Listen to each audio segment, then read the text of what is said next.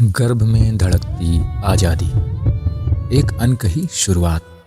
क्या आपने कभी सोचा है कि कोई बच्चा पैदा होने से पहले ही देश के लिए जीना सीख सकता है?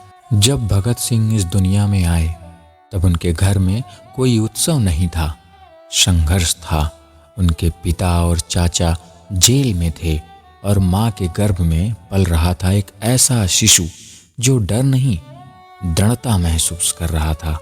कल्पना कीजिए उस माँ की जिसकी आंखों में आंसू थे, पर सिर गर्व से ऊंचा था, जिसके कानों में डर नहीं, आज़ादी की बातें गूंजती थी।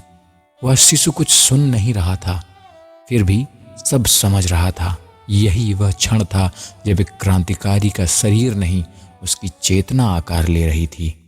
यहीं से शुरू होता है गर्भ संस्कार का असली रहस्य। गर्भ संस्कार रुकता नहीं है, अपितु चलता रहता है।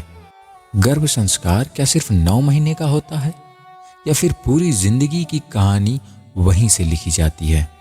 भगत सिंह का बचपन खिलौनों से नहीं, कहानियों से बना था। उनके घर में लोरी नहीं, ललकार थी। परियों की कहानियां नहीं थीं, वीरों की गाथा थी। गर्भ में जो बीज पड़ा था, वही बीज हर दिन पानी पा रहा था। गर्भ संस्कार का सबसे बड़ा सच यही तो है, आप बच्चे को क्या सिखाते हैं यह मायने नहीं रखता, आप क्या जीते हैं वो मायने रखता है। माँ ने कभी नहीं कहा तू देश के लिए मरना पुत्र, उन्होंने बस डर के बिना जीना सिखाया, और वही शिक्षा एक दिन इतिहास बन गई। जब घटना नहीं, चेतना ने तय किया इस क्रांति को। जलियांवाला बाग सबने देखा, फिर क्रांतिकारी कुछ ही क्यों बने? यह सवाल गर्भ संस्कार से जुड़ा है। एक ही घटना किसी को तोड़ देती है और किसी को जगा देती है। भगत सिंह जागे क्योंकि उनका मन पहले से तैयार था। गर्भ में बोया गया बीज अब अंकुर बन चुका था। जब असहयोग आंदोलन रुका तो बहुत से लोग थक गए, लेकिन भगत सिंह नहीं रुके, क्योंकि उनका संघर्ष राजनीति नहीं, संस्कार और आज़ादी थी। यही फर्क था सिखाए गए विचार और गर्भ में उतरे हुए विचारों में। जेल में जन्मा आत्मबल उनका, ये गर्भ संस्कार का शिखर था। क्या आपने कभी किसी को मौत के सामने मुस्कुराते देखा है?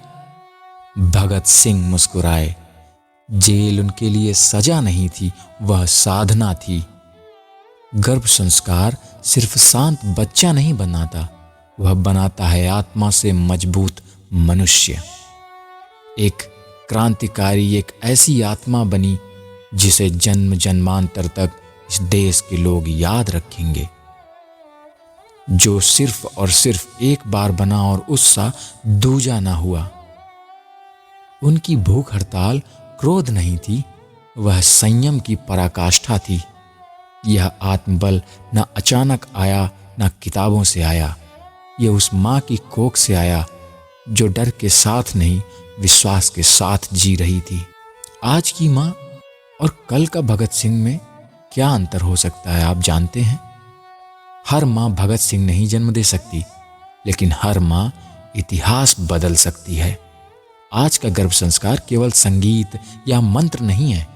आज का गर्भ संस्कार डर से मुक्त विचार, सच बोलने का साहस, अन्याय के विरुद्ध खड़े होने की शक्ति इस कहानी से आपको मिलेगी।